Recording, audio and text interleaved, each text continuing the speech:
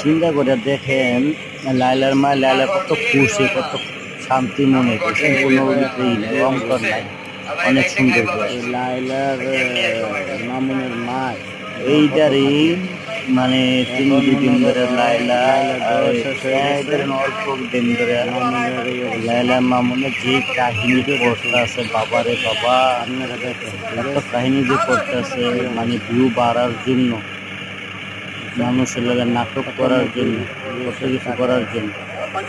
চিন্তা করে দেখেন আপনারা কতটা নির্যাতের লোক এগুলা, ফাউল দোনোটা, ঠিক আছে, দোনোটাই ফাউল।